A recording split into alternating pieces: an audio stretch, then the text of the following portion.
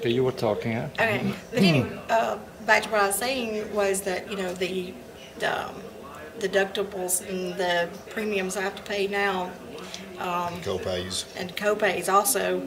I have to supplement it with a little part-time job.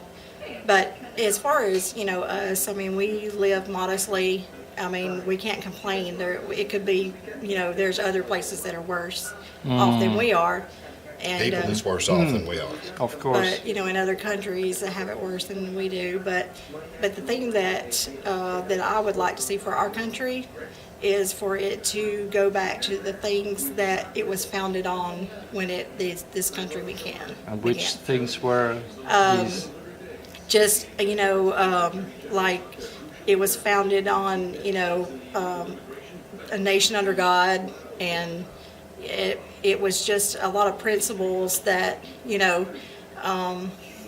there wasn't as much crime then, and people were better to each other, and it's just gotten kind of out of hand with a lot of just crazy stuff that people want to change mankind to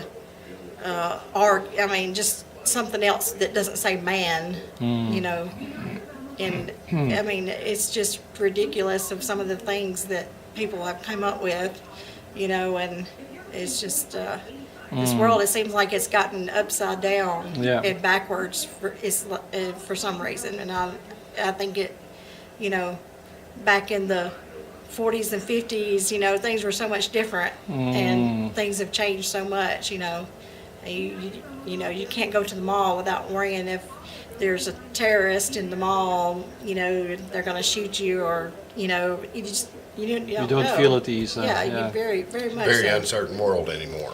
Yes. I mean, Okay. I feel like I'm 60 years old. I feel like I've lived the best years of this country. When things were made in the USA, people, like she said, were kind to each other. You worried about your neighbor.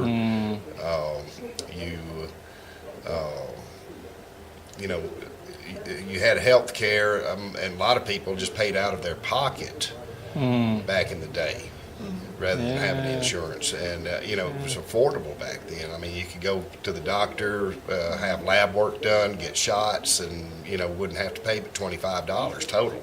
Yeah. And how is politics now at the moment, after the political change here? The political change here, when Obama was in office, the conservatives accepted it. They, rode along with it, and went along with it for 8 years. And now that Mr. Trump is our president, things have changed to where the liberals have just absolutely lost their mind, getting out protesting and violence, and it's just ridiculous to what it has become. So. And the thing that the Democrats are so mad at Trump about, one thing is the immigrant situation that we have here.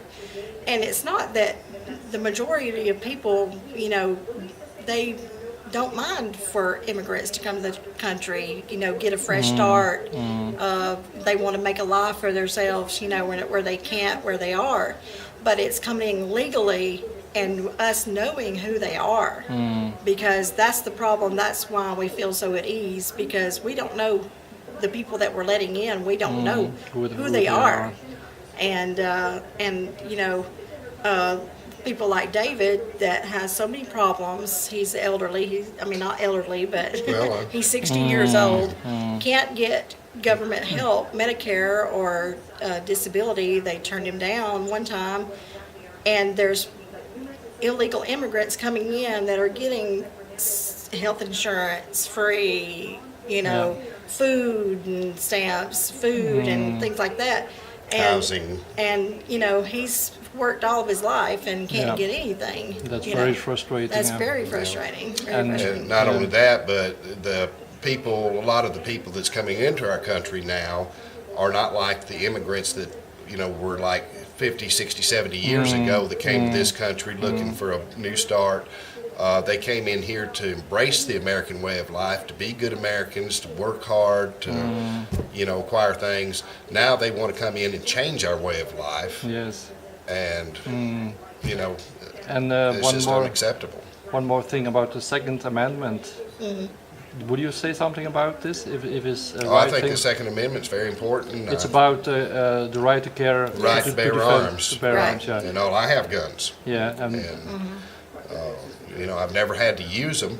I hope I never have to use them, but I do have them that if anybody ever was to try to attack us or something, that I wouldn't have an issue with no. shooting. Yeah, and and with groups that want to get rid of the Second Amendment, they don't understand that criminals don't buy guns from gun shops. Criminals buy guns from the trunk of cars.